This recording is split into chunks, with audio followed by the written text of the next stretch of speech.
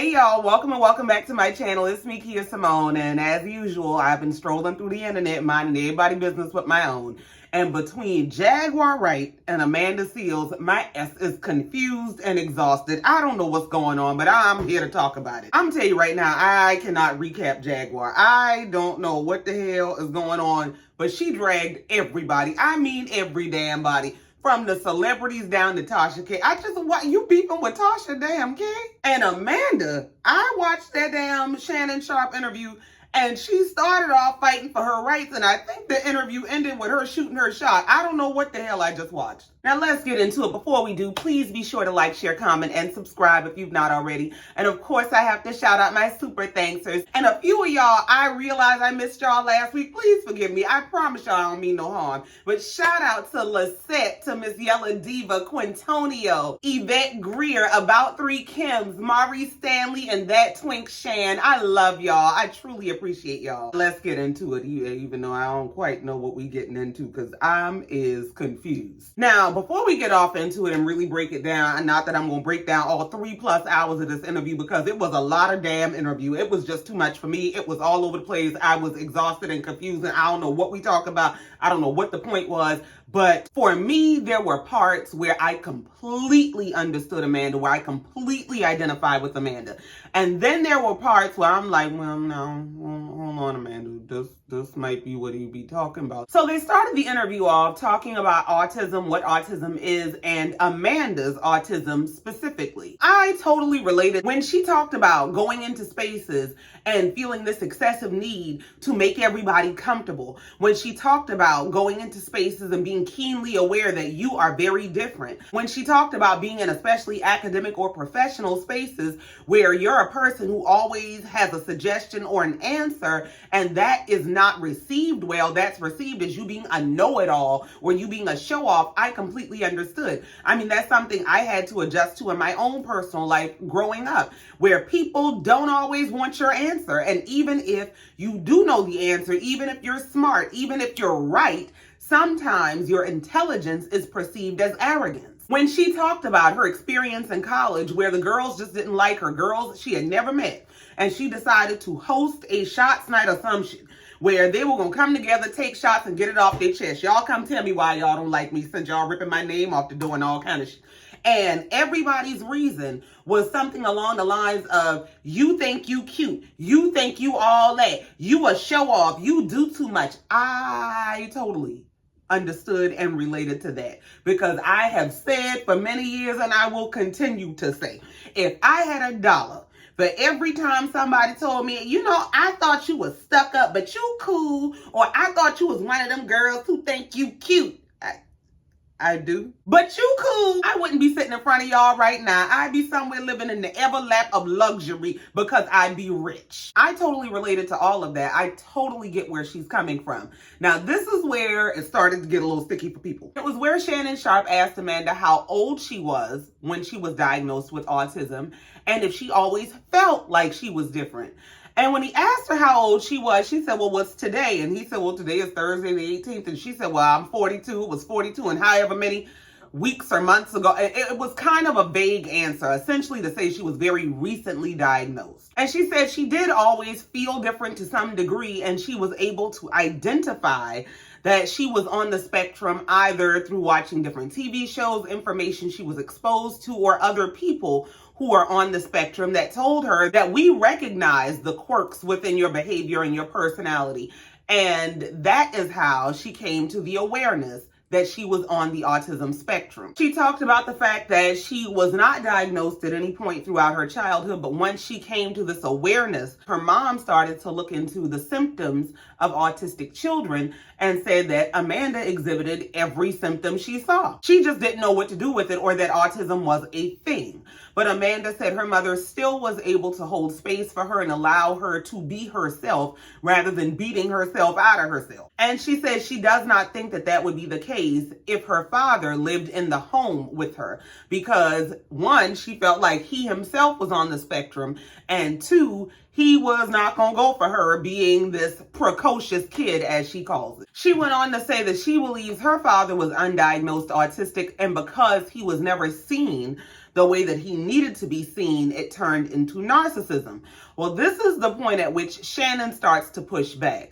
And Shannon, you can see him looking kind of like, what the hell, when she said her daddy was autistic, or she believes him to be autistic. And she said, well, listen, he's a brilliant man, but I believe he's brilliant and autistic. Shannon said, well, would you agree that you can be brilliant without being autistic? And she said, absolutely. Shannon goes on to say, Amanda, just because you have a special gift or a different outlook, it doesn't always necessarily mean that you're on the spectrum. So Amanda rebuttals and says, this is not about how I see things. This is about how my brain functions. My brain functions differently. And Shannon said, well, just because your brain functions differently from, say, my brain, for example, that does not necessarily indicate that you're on the spectrum. And he asked her very specifically, so are you saying that you feel like because your brain functions differently, that's how you've drawn this conclusion of autism? Or is there a clinical diagnosis? She said, yes, there's a clinical diagnosis for autism. He said, for you, do you have a clinical diagnosis? And her response is, yes, there are clinical diagnoses for autism. Here's where the problem came in. Now, apparently what happened after this interview is Amanda went on live on Instagram or somewhere and essentially said she does not have a formal clinical diagnosis that was issued by a doctor. Essentially, she is self-diagnosed. And you have some people who've reacted to say a self-diagnosis is acceptable in the autism community. And then there are other people who have reacted and said that the way that she answered this question, and then the way that she turned around and said, well, no, I don't have a clinical diagnosis because I'm not going to pay a doctor $10,000 to come up with a clinical diagnosis for what I already know. A lot of people took that as a demonstration of deception. And honestly, I love Amanda, but I can see why people might feel that way. I can see why people might say, well, hold on now. You weren't this straightforward about it in the interview. On the interview, it came across like, yes, I have a diagnosis. Yes, this is what's going on with me. And she is defending what has been clinically diagnosed. But then she comes on the back end and says, no, I don't have a clinical diagnosis and I'm not going to get one because it's too expensive. But this is what I have determined about myself. That whole confusion could have been avoided by saying in the interview space, no, I haven't gotten a formal diagnosis from a doctor, but I have done extensive research on the matter and I have spent more time with me than anybody else. And based on everything that I've read and everything that I know about myself, based on my experience and encounters with other people on the spectrum who have identified certain things in me, I have come to the conclusion that I am on the spectrum. I think that would have come off as a more succinct, a more clear, more honest answer. So as Amanda goes on to explain some of her stimming behavior, Shannon shifts into her education, her school life, and he starts by asking, so there are a lot of parent-teacher conferences for you, huh? So Amanda said, well, yeah, there were, but why do you think there were a lot of parent-teacher conferences for me? And Shannon said, well, I would assume for your excessive talking, for the doodling, the stimming stuff that you're talking about.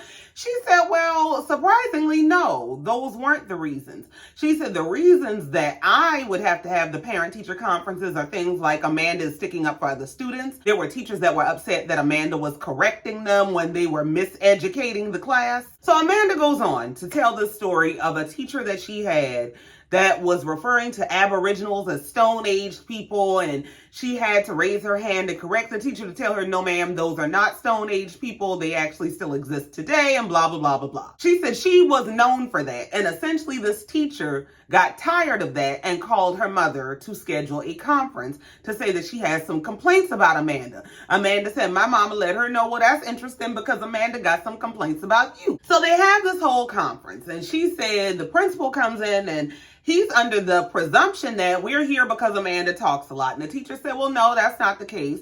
And he said, oh, well, it must be her grades. And she said, no, that's not it either. She's actually featured in one of our art displays.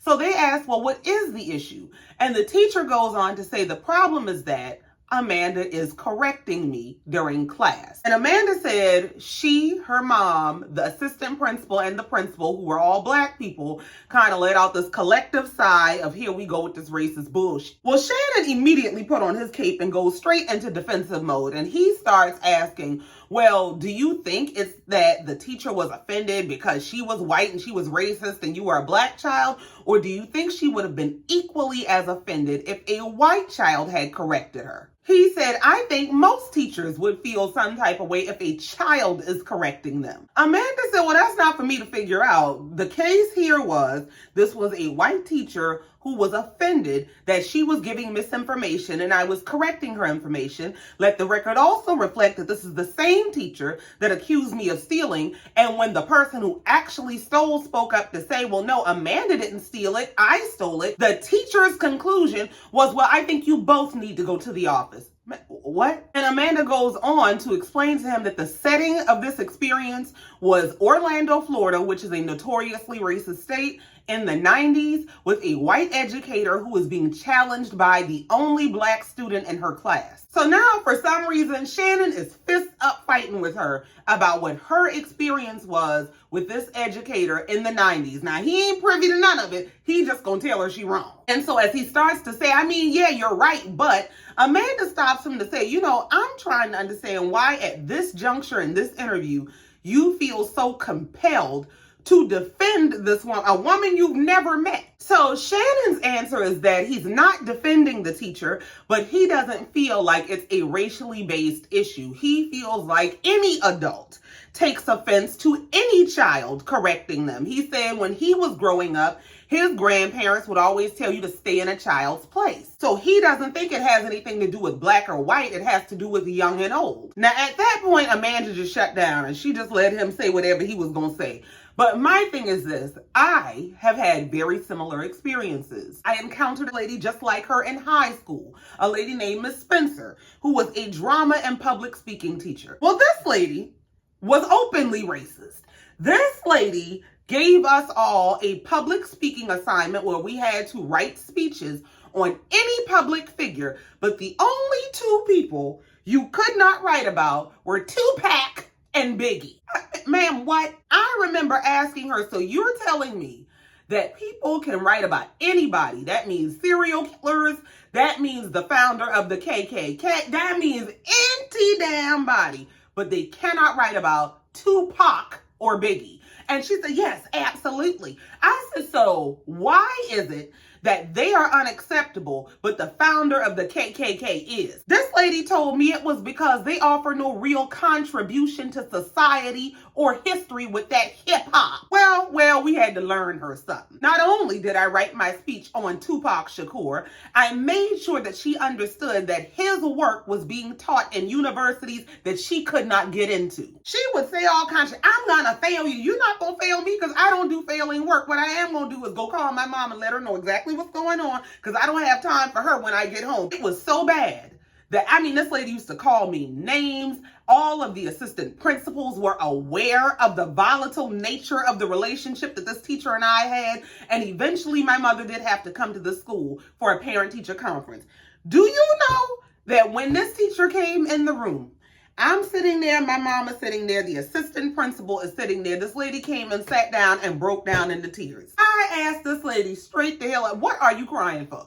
You have dragged me. You done called me out my name all year long. You told me ain't nobody scared of my mama. Now we sitting in this room and you crying? And my mama said, just let her speak. Just give her a moment. I never forget telling my mama, first of all, she's supposed to know how to cry. She's a drama teacher. Furthermore, I don't have a moment or any mercy for this lady because she has made my life hell the entire school year. So the story that Amanda is telling of having a racist educator, first of all, ain't that few and far between, and it's not that far-fetched. Why it is such a far-removed idea from Shannon Sharpe's mind is beyond me, especially to the degree that you would argue this woman down about what her experience was, saying, no, it ain't a racist thing, like we don't live in America, and tell her essentially, no, you were just a child who was out of line and out of place. Like, what? Something I stand on to this day, that I tell adults, especially in terms of their dealings with children are not stupid.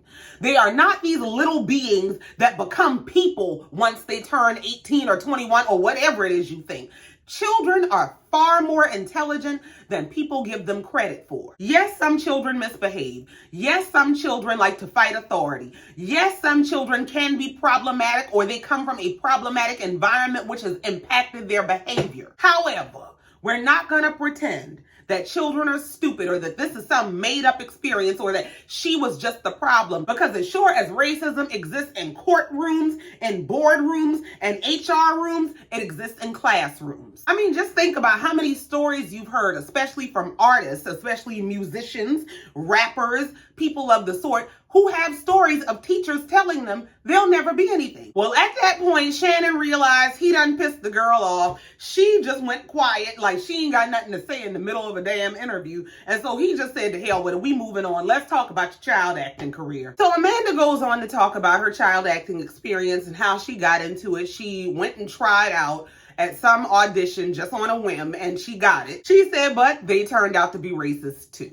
She said she was called the N-word by some of the other children. She was told that she was only there because she was black and it was not because she had any talent. And she asked Shannon, now would that suffice as racist for you, or are you going to chalk that up to kids being kids too? This man said, yeah, I mean, that's kids being kids. What? And for some reason, he turned it on her about, so you're telling me that you never said anything out of the way, you never said anything derogatory as a child, you were just this model child? What? You're going to make a racist attack on her. You're going to make racial slurs that she has been called somehow her fault. Somehow karmically you've earned that, or it's justified or excusable, because I'm sure you've done something wrong at some point in your life.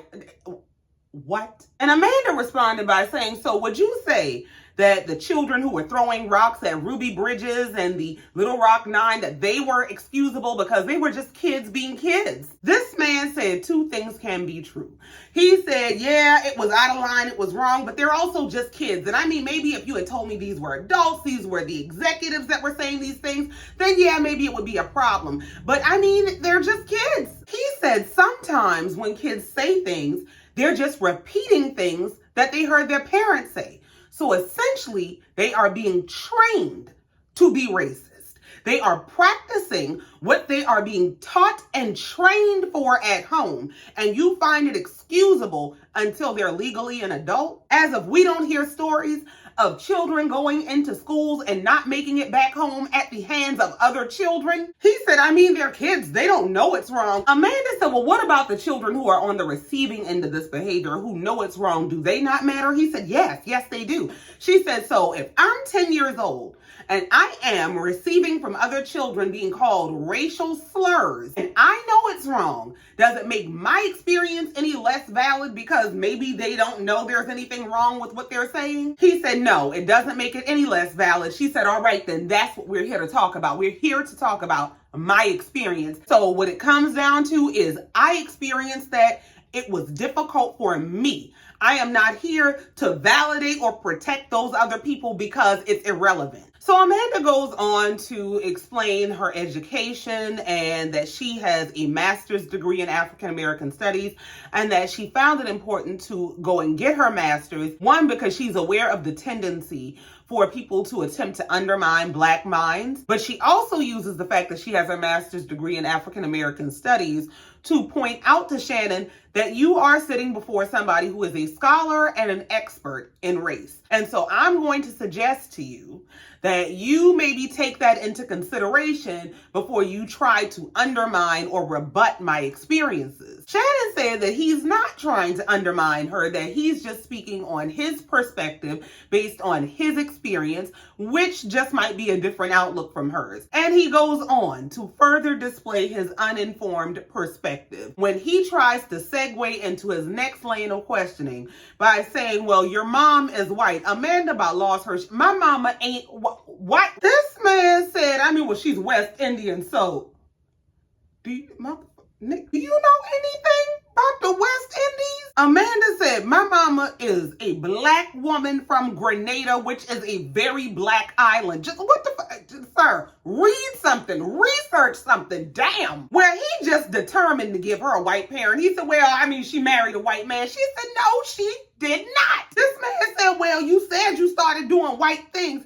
So, are you telling me that you don't even listen to the guest during the interview? You ain't gonna do no research. You ain't gonna inform yourself. And you just ain't gonna listen to them when they talk. The girl said, my aunt married a white man and we started doing white people shit. I started going snorkeling and diving and going to Colorado and all the shit my black ass family was not gonna do. Well, Amanda went off and said the reason that this triggered her so deeply is because for some reason, people always accuse her of having at least one white parent and use that to undermine her blackness or her access to blackness. And she ain't having that. She said, I got a black mama and a black daddy. So they go on to discuss Amanda's college career. And I'm gonna tell you, I'm not going down that rabbit hole. It was a whole lot of story. It was how she got into the school and she loved New York and they were rapping in ciphers and she loved hip hop and she got lied on and got kicked out of the school. And then she decided to drop out when they reversed her expulsion to a suspension. She decided she was done with it. She wasn't going back. It was a lot. So they go through this whole conversation about Amanda's love and study of hip hop, her extensive history with hip hop. And then they get into her stint with the group FLoetry, where apparently the original members, Marcia and Natalie, broke up. They replaced Natalie with Amanda Seales. Now, the thing is, I remember when all this was going on and it was controversial. But I didn't realize it was Amanda Seales that they had used to replace Natalie. Well, Shannon starts off the line of questioning by talking about how Amanda was not well received. And Amanda said, well, by who? And she goes into how it's not true that she wasn't well received, but then she explains how she wasn't well received. She said the first night that they went on, it seemed okay. Everything was fine. The show went well. But after that first night, the word was out that it wasn't the real FLoetry, that it was Marcia, but it wasn't the publicist with her. It was some other random girl that they don't know. She said, so it wasn't that she wasn't well received. It was that it wasn't the authentic version of FLoetry that everybody was familiar with that wasn't well received. She said they would go out and the people would have their backs turned to the stage and she would have to sing until she convinced them to turn around. So she said she would always win the audience over, but then she started saying how it was Marcia that wasn't making it any easier for her to be received. She said Marcia was doing things like changing the set list consistently, and eventually Marcia got around to asking her to come out on the stage after Marcia started singing, and you just gonna kind of creep up on the stage and join the performance. And she felt like they were trying to get her to quit the group so that Marcia could go about her solo endeavors. Shannon asked her, why do you think she was treating you badly or wasn't making it easy for you? And Amanda said, well, if I'm being generous, maybe she was trying to mitigate the reaction from the audience. And that's exactly what I think it is. I think that Marcia and the band and the label and everybody knew that they weren't giving people the version of FLoetry that people had bought into. They knew that they were trying to get one over on the people. We need to get y'all out on tour. We need to make this money. We're going to need to transition you into your solo career. So what we going to do is we just going to bring somebody in. We're going to keep her mic low, keep the light low, let them think that's Natalie until they don't, and then we'll move on. So I don't think it was so much an attack on Amanda. I don't think they were out to get Amanda. I think it was, we are using you as a decoy and we're trying to keep the people from really finding out what we're up to. Now, Amanda says, I guess, that she felt isolated and that whole thing was fed by the fact that she was not being communicated with other than the musical director of FLoetry who she was sleeping with. Girl, what? I'm trying to figure out why we need to know this, but okay. She said the cherry on top of this whole mess was that Natalie, the original FLoetry member, had gone on to Wendy Williams' radio show and was saying, I don't know who this Amanda Seales girl is, but she's not the real FLoetry. And if y'all are going to these shows where they have replaced me with this random Amanda girl, just know that you're not supporting the real FLoetry. And Amanda is telling the story as Natalie is burning her up. And Marcia is not protecting or defending her. She said they listened to this on the radio. Marcia said nothing. Marcia did nothing. And she asked Marcia, what are you going to do about it? And Marcia said nothing. Here's the thing. I feel like Amanda was caught in a crossfire. I don't think it's that Natalie was out to tear Amanda down. I don't think it's that Marcia was out to do Amanda dirty. I think the doing dirty might have happened between the two of them. I don't know how they broke up. I don't know how they fell out. But what it seems to me, this is just my perspective, my perception, my opinion, is that Amanda was essentially a bystander in the middle of a whole mess. And I think she didn't understand that there were puppeteers that were bigger than the people she could see. Because how the hell y'all kick this woman out this group, or she gets voted out, she quit the group, I don't know how it happened, and you take a random person and say, we're going to have you come in to perform this person's art. I can get why Natalie would be on the radio raising absolute hell about, that's me. That's my work. That's my voice. That's my blood, sweat, and tears. I did that. And I'll be damned if y'all go Milli Vanilli me out of my shit. And listening to Amanda tell the story, that's the perspective I think she fails to see. I think she sees it from her lane and her lane alone, not understanding all of the external factors. They go on to discuss her radio career and how she got started in radio, that basically she was a spoken word artist. Somebody took an interest in her.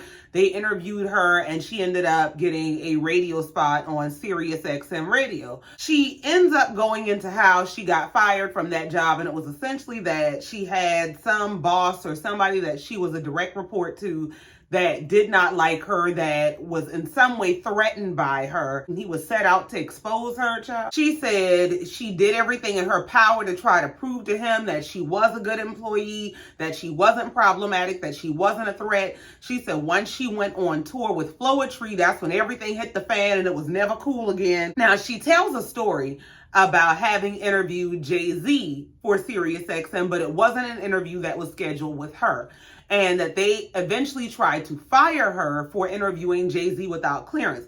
Now, I could be mistaken, but I thought I had heard over the years that she said that Jay-Z tried to get her fired for interviewing him without clearance. I don't know. I could have misunderstood. I could have heard it wrong. I don't know. And she also mentions throughout her telling the story of her radio career that she dated Lupe Fiasco, and then she eventually dropped that she dated Pusha T, who I believe is now married and has a family. Now here's my thing. Everybody has a right to tell their story, and you have a right to share the characters that participated in your story. But it just was kind of like, why are we name dropping them? How do you think it goes over to hear the ex on an interview that's viral on the internet? But yeah, I was fucking with him and I was fucking with him, and yeah, but they married now. The whole dropping of Pusha T, who she followed up by saying, shout out to his wife and his beautiful son. This man is married with a family now. Like, why are we bringing up that we used to sleep with him? Even when Shannon was like, why is you on here name dropping these niggas? Okay, I mean, I get it. You slept with some people. We all slept with some people. Why is you name dropping them? She said something about, because we grow up and, people have full lifespans. And if I came before you, I'm a good track record. I don't think they give a damn, Amanda. But essentially, I guess she dropped that she was dating Pusha T at the time because he was going to the MTV Music Awards. I guess his camp extended an invitation to the MTV Music Awards to her, and somehow the radio station decided to stand in the way of that. She said she had a bunch of issues with her boss, and HR's remedy to the issue was to give her this liaison to communicate through. She communicated to the liaison that she wanted to take this invitation to go to the MTV Awards, and she thought it would also be beneficial and productive for the radio station. She said the liaison agreed. They found somebody to cover her station and cover her shift, and she went on to go to the awards. She said, well, while she was out there, she gets an email from her boss saying that her going to these MTV Awards was an example of extreme insubordination, and they decided to terminate her contract. What? If you went to your boss or your boss's representative and you ran it by them and you got their agreement and permission to attend, how is that insubordinate? So then Amanda gets around to telling the story of how she got kicked out of this Black Emmys party that she apparently was invited to by Jesse Williams, who was one of the hosts and planners of the party, but she was kept out of by Issa Rae's publicist. She said she attended the party in previous years. She went the first year, she went with Jill Scott, and it was at that party that she realized, or there was some discussion of this issue that Issa Rae's publicist Vanessa seems to have with Amanda. She said she brought it to Issa Rae's attention then that, listen, your publicist got a problem with me. I don't know what the problem is, but she got a problem with me. And Issa told her, well, her problem with you ain't my problem. That's between y'all. I ain't got nothing to do with that. Apparently, it was the following year that she went to attend the party. She gets there and she's being told that everybody else can come in, but not you. Which, of course, she didn't understand because, as she said, she was personally invited to the party by Jesse Williams. Well, when they told her she couldn't come in, one of the people that she was with said that they were going to go into the party, they were going to find somebody who was in charge of the list, and they were going to figure out what was going on. She said she was not willing to stand around looking like, please let me in, while they went and figured out why she couldn't get in. So she went to walk away, and that's when she ran into somebody who works with Janet Jackson, and they told her, no, come back. We're going to figure out what's going on, and we're going to get you in this party. Now, child, somehow in the middle of the story about a party, we get to talking about a TV show that she was on and how much she liked that show and how she wanted to do a show fishing with Jeff Foxworthy and whether she used to go fishing and what she know about. It was just too damn much. I mean, my attention span is fucked up, but this is a lot. So she gets back to telling the story of how they wouldn't let her into this party, and apparently a third person comes up who is on the planning committee for the party that said, why are you leaving? They can't stop me from bringing you in, so come on. So he goes to take her into the party. The girl who was at the door, guarding the door, telling her you can't come in, grabbed her by the arm and tried to stop her. She had to remember where she was at and not whoop her ass. She said, well, now this person did succeed with getting her into the party. But once she's in there, she's at the bar, her girlfriend goes to the bathroom, and security comes approaching her. So the security guard tells her, you got to go. And she said, well, why I got to go? He said, I don't know. They just told me to come over here and tell you got to go. She said, well, I'm going to need you to figure out who, what, when, where, and why I got to go. So the man said, all right, well, let me go find some answers and I'll be back. He comes back and says, Vanessa Anderson, who is Issa Rae's publicist, is asking for you to leave. She said, well, you're going to need to go find her and tell her I said, come find me and tell me to my face. Well, she said instead of the man coming back with Miss Vanessa to tell her to her face, he came back with 3 more security guards, and one of them was yelling and cursing by, you need to get from around here. At this point, she accepts her fate. She decides, yeah, I got to go, but I'm going to curse y'all ass out before I go.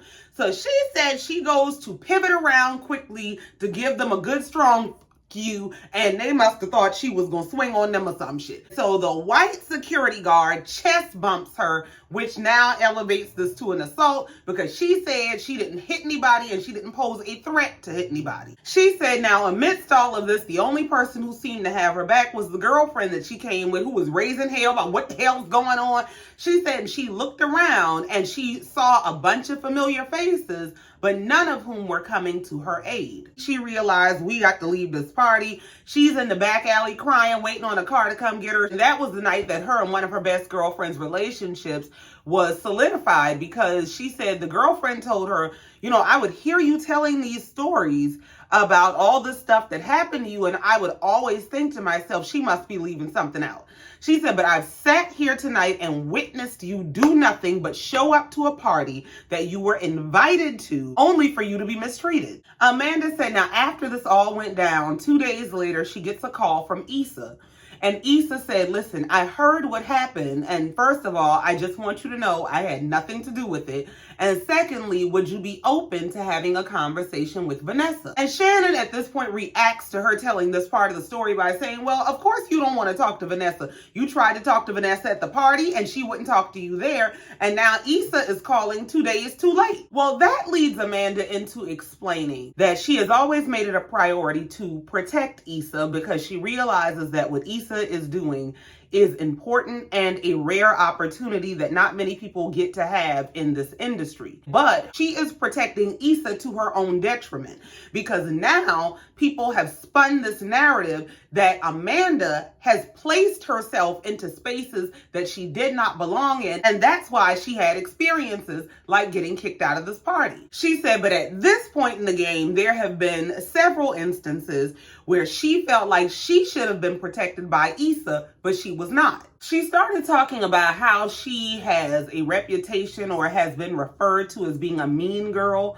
on the Insecure set, and she said she doesn't think that that's possible because it wasn't her set. She was just an actor on the set, and if she was a mean girl, Issa had the capacity to fire her. She gave an example of she created a show that Issa premiered on Issa's YouTube channel, and when the press got a hold of it, they started running it as Issa's new show, when in reality, it was Amanda's show that Issa had just used her channel, I guess, to promote. So she reached out to Issa and asked Issa, would she just put out a tweet or some sort of a statement to correct this misperception, and Issa never did. She said not only would Issa not correct it, Issa also wouldn't promote the shows. She said, but that's not what changed her perception of Issa. She figured that's just how she does business. The problem apparently was that Issa's publicist, this Vanessa lady, was nasty to her from day one. She said it was so bad that Issa's business manager had to ask the publicist Vanessa to be nicer to Amanda because, Amanda is a talent in our production. And so Shannon is asking, so you have no reason, no awareness, no speculation as to why she was treating you like this? And Amanda just... She said she agreed to have the conversation with Vanessa because, after all, Issa was her boss.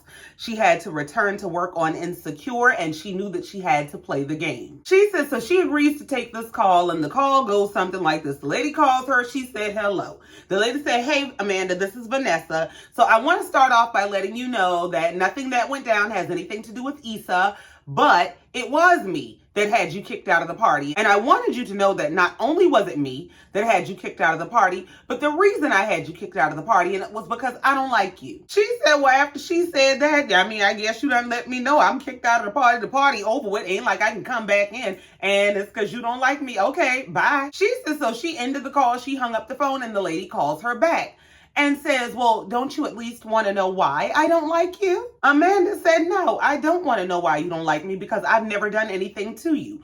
Now, here's my thing. That would have been the moment of opportunity to get her caught up in her own bullshit, especially if you know you've never done anything to this person.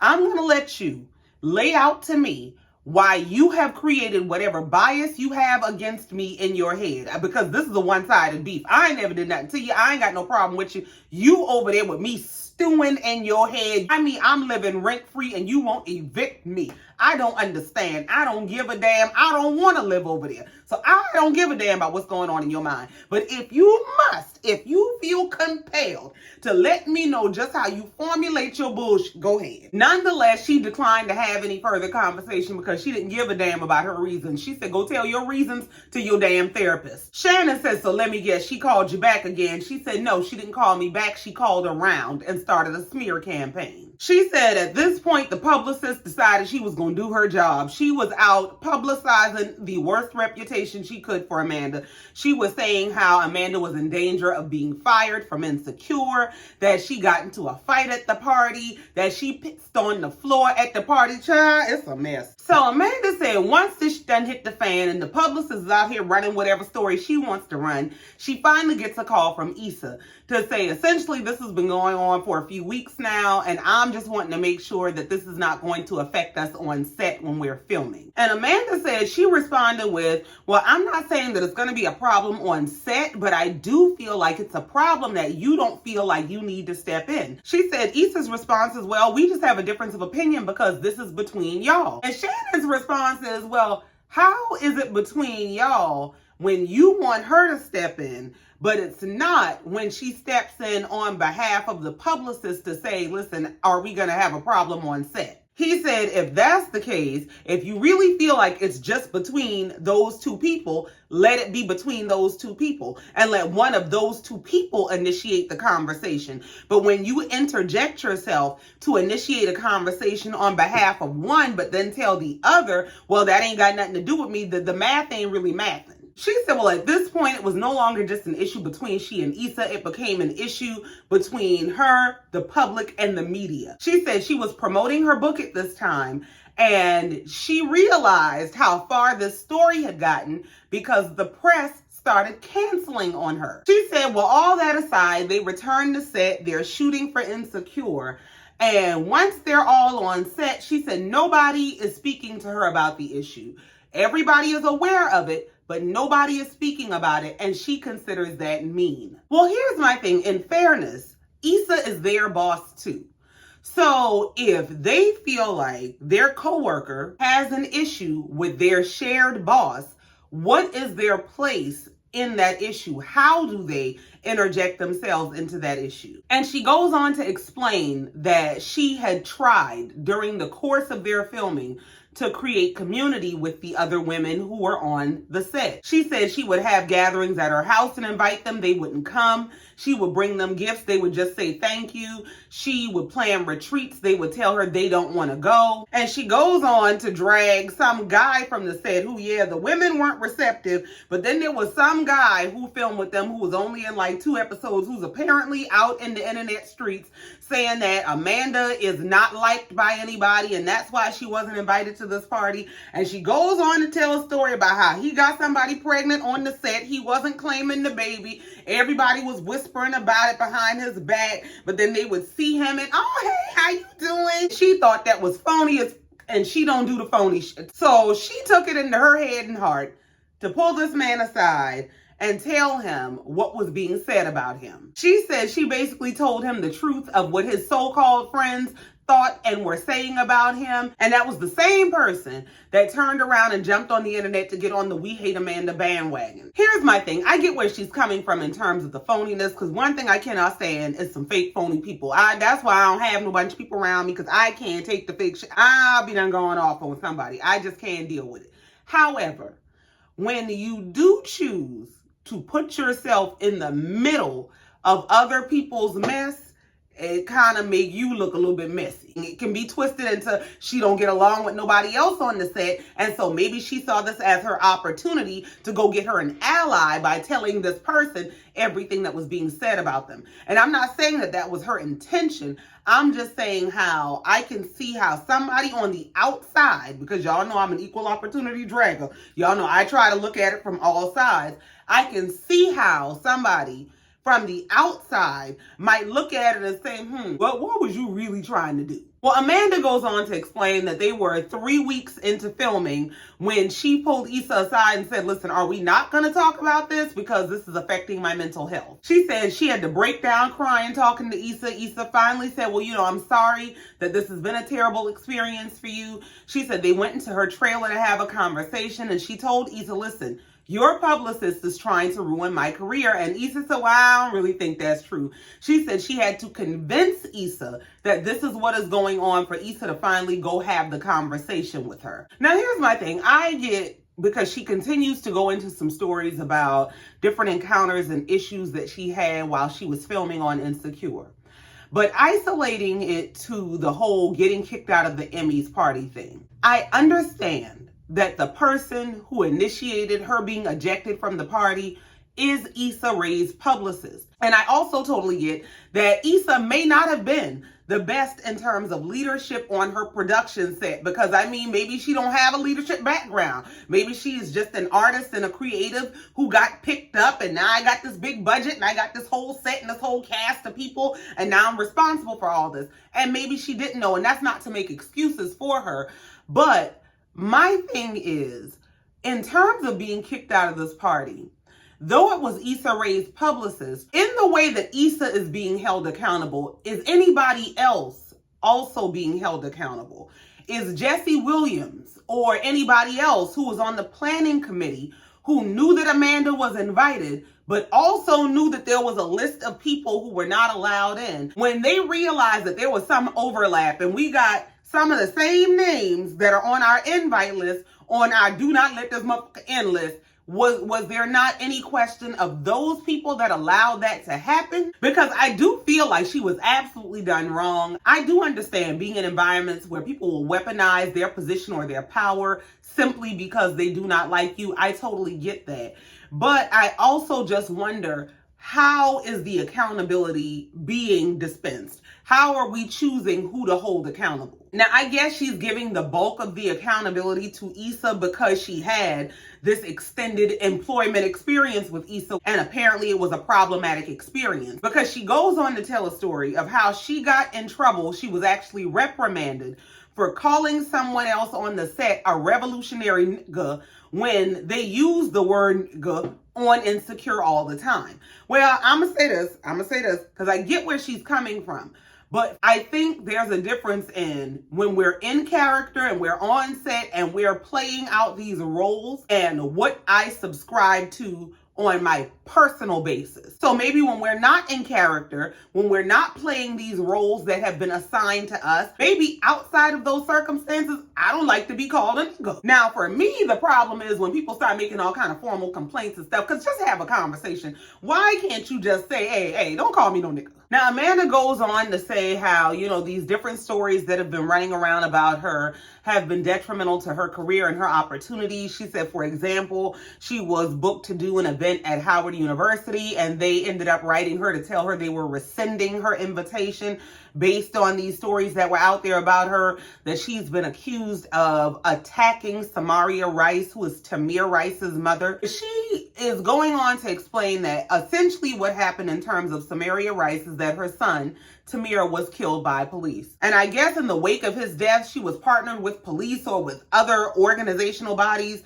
and was making statements against Black Lives Matter. She felt like it was problematic that Samaria Rice was being given a platform by media outlets to come after the leaders of these organizations like Black Lives Matter and accusing them of fraud. Now, I thought the people did get found out for some kind of fraud, that they was hoarding money, or the money that they were raising that was supposed to go to stuff they were buying personal properties with or something. I don't know. I mean, if there was some kind of a misunderstanding, because she said there was something going on with money being raised and somebody wasn't told about the money and somebody didn't know about the money, and then when the lady found out about the money, they just gave her the money.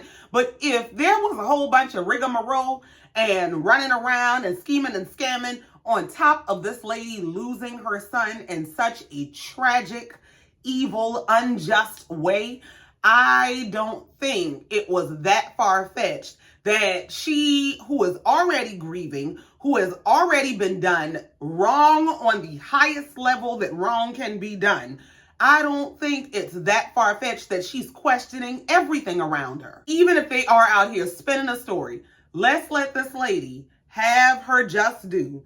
Let's handle this with gloves of consideration, and then we will have the necessary conversations and ask the important questions. Now, she did go on to take this moment of opportunity to extend a blanket apology to anyone that she has, in her words, unwillingly offended. That, it was never her intention to hurt anyone, and so she apologizes to anybody who an apology is due to. And if you are somebody who is trying to latch on to that apology and you ain't do one, fuck you. So Shannon goes on to ask her, how does it make her feel to be such a pro-Black public figure who has been attacked by Black publications? And she said she had a nervous breakdown. Them people done run her out her damn mind. She talks about basically how off-putting it is to have real journalistic publications that are tearing your character down. And she said the last time that she had to deal with that was around this whole Myron Rolle situation that happened years ago. Now, once again, I wasn't privy to all the drama, so I went and did whatever research I could. And from what I was seeing initially, people were saying, I guess, that she had made some sort of a sexual harassment claim against the man. And then I found a clip, which is, I guess, of what she said that triggered all of this stuff, where she made a statement that several women had come to her, or she had heard stories from several women where she couldn't say that he was sexually harassing them, but she could say that he was inappropriate with them, and she would be doing less than fulfilling her duty by not bringing the word out to the public. Now, I'm going to say this. I do wish that she had gone into far more detail than she did, because she kind of just brushed over the controversy of that. And I feel like, she was very detailed with some of her other accounts of things that had happened and things that she experienced. And with something that was this controversial, I kind of wish she would have given more explanation, more detail to what was going on. Because, if there was not any proof, if you didn't have any personal or direct experience of him either being harassing or inappropriate, then did you just go to the internet with hearsay? She said when it came to the whole Myron Rose situation that she did the best she could with that situation, and that she has been affirmed in the decision that she made in that situation. Now, how she was affirmed, I don't know. But basically, she said that was her story and she's sticking to it. So Shannon introduces a conversation about Black public figures who turn their backs on Black people and say, I ain't Black, or they don't want nothing to do with Black, or they're going out of their way to tear Black people down. And then as soon as they get rejected from the spaces they were once accepted in, they come running right back to Black people. So of course they talk about Candace Owens, who I don't even give a damn to talk about. She needs to stay where the hell she at. So they go through this conversation about how the Black spaces that are allowing her back in are the problematic spaces. And then they move over to talking about some guy named Emmanuel Acho. I don't know who that is, but apparently he messing with the little girl Angel Reese for crying and being an athlete, and he's some sort of an asshole. And in the middle of this conversation, Amanda says, can I get a hug? What? Even Shannon said, why you want a hug now? I tried to dap you up earlier, offered you a hug. You didn't want a hug. And you want a hug now? She said, because I have to get to a hug. So can I have a hug? And they stood up and hugged in the middle of this damn interview. This is the point at which I think I need to go home because it's getting private. So Shannon swings this conversation around to the fact that Amanda hosted the 2020 BET Awards from her house, but has not been invited back to the awards since. Somehow that became a conversation about somebody on her glam squad had a false positive for COVID. Some guy she was dating at the time, who I guess was a rapper or something, I don't know. He came to help put the stuff together at her house and hook up a bunch of wires, and she made sure he got on the payroll and he got a check for doing this job, and how she did her own hair, makeup, and 13 wardrobe changes while said deadbeat man was in the backyard on FaceTime with people talking about he saved the BET Awards or some shit, child. But she said she gonna stop right there, because when she take it low, this man here like to take it to hell. She said he tried to extort her one time, so she ain't got time to play with that. And Shannon said, well, you seem to have a rough go with men. You have a real hard time. She said, well, yeah, that's one, because I didn't have a father to teach me what to do. So, that's one thing. And then the other thing is I present with this energy that they perceive as masculine, when in truth, it's just passion. And she went on to say that if they were smart, they would realize that the passion that she speaks with is also the passion that she fucks with. So she don't know why they can't do the math. Baby, this ain't the class we signed up for. We don't want to know that shit. Shannon said it's here too much. He tried to change the subject. Yeah, I heard about some technical terms in football. Yeah, let's talk about that. Because what in the entire... Girl, ma'am, listen, I love you and all that. But one thing I'm going to do is tell you the truth. And the truth is, we didn't need to hear that shit. We don't give a fuck. Now is not the time or the place to be shooting your shot, putting your card out there, letting it be known you be throwing that at. We don't give a damn. Well, since she brought it up, Shannon goes on to ask her what is dating like for her in 2024. She says she's single and she don't have a damn clue who trying to holler at her. So Amanda's talking about how, she had to work on her toxic traits in her last relationship. Shannon is saying how he ain't got no toxic traits. And she said, yes, you do, because I be watching you. She said, didn't you tell Ocho Cinco you need sex every morning? I just, well, damn. So he's trying to avoid the question, hey, this ain't about me, and yada, yada, yada. So he finally asked her, ain't nobody in your DMs. Ain't nobody sliding in your DMs trying to holler at you. She said, no. Well, it's one guy, but he only talking about professional stuff. I don't know if he got a girl, so I ask you once we get off camera. What? I feel like a child in grown folks' business. Am I watching you shoot your shot? What's going on here? But child, that brought us to the end of this interview. Of course, he asked her about what projects she has going on, and she's on tour. She has a podcast. She has a radio show. She has a book out out and a book that she's working on. So she has a lot of stuff. But I'm going to tell you, this was an exhausting interview. It was long. It was a lot of different subjects. It was just a lot to take in at one time. And while I love Amanda and I love so many things about her, as y'all know, I am an equal opportunity reader. And I kind of, in watching this interview, could see the moments where I'm like, okay, I see why people may be perceiving or misperceiving her the way that they are. And so I just put my 2 cents on a dollar worth of business. I just came down here to tell y'all what I think about it. But that's it, that's all, and I ain't got no more. It took everything out of me. So thank you so much for coming down here, listening to me, and letting me get that off my chest. Please be sure to like, share, comment, and subscribe if you've not already. And in the meantime, until next time, just like every time, I love you and I mean it. Bye.